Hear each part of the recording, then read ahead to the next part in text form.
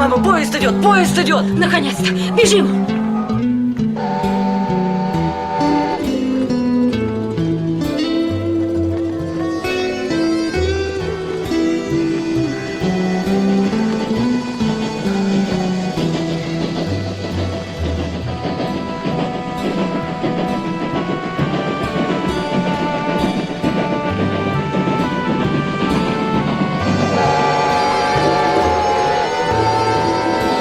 Милые, Суванкулов и Салбек здесь!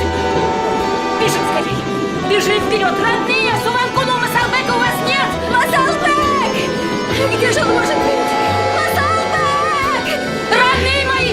Суванкулова здесь нет! Его зовут Масалбек! Масалбек! Где же? Ой, мальчик! Масалбек! Масалбек! Сынок! Мамочка! Сынок! Масалбек! Масалбек! Не беги! Мама! Не надо! Мама! Мой мальчик! Сыночек! Остановись! Остановись! Мама! Остановись! Осторожно! Мама! Не надо! Мама!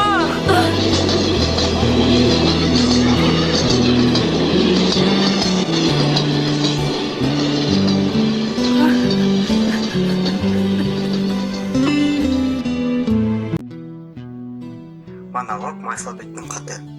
Апаке, ақ сүтімнен айланайын апаке. Мен сені қандай кіші екеніңді білмесем, бұл қатты жазбайт болчумун.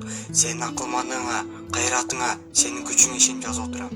Ошентсе да эмне деп түшүндүрүп, эмне деп айтуу сөз табылбай, алакандай ак баракты тиктеп отурган кезим. Акыр түбү менин кылган ишимди туура деп табарсың. Мен ага өзүм ишенгенде ишенем. Ооба апа, сөзсүз мени туура дерсиң. Антсе да түшүнсөң да жүрөгүңдүн түпкүрүндө мага деген айтылбаган суроң калар. Балам, кантип өз өмүрүңдү өзүң кыйдың? Адамга бир гана жолу берилчү бул жарык дүйнө менен кантип өзүң эле коштошуп кете бердиң? Мен сени эмне төрөп, эмнеге өстүрүп чоңойттум? Ооба апа, энесиң, сенин бул сурооңо тарых кийин жооп берер. Ал эми мен айтаарым, согушту биз тилеп калган жокпуз.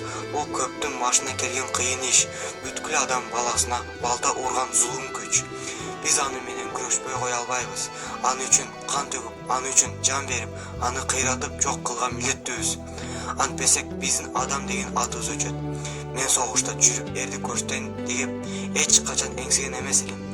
Мен өзүмдү эң бир жөнөкөй, эң бир асыл ишке, мугалимдикке даярдап жүргөм. Заманым ушул экен. Балдарды тамга таантып окутун ордуна курал кармап жокер болдум. Ал менин айыбым эмес. Бир сааттан кийин мен мекеним тапшырган ишке барып, кайра кайтпаймын. Душмандын талуулуу жерине барып, аны кыйратып, өзүм да жок болом. Мекен үчүн, эл үчүн, жеңиш үчүн, дүйнөнүн бардык жакшылыгы үчүн. Ыйлап апа, эч ким ыйлабасын. Кош түбөлкө, кайыр кош. Кош караныңан айланайын алато. Сенин мугалим уулуң лейтенант Майсалбек Субанкулов.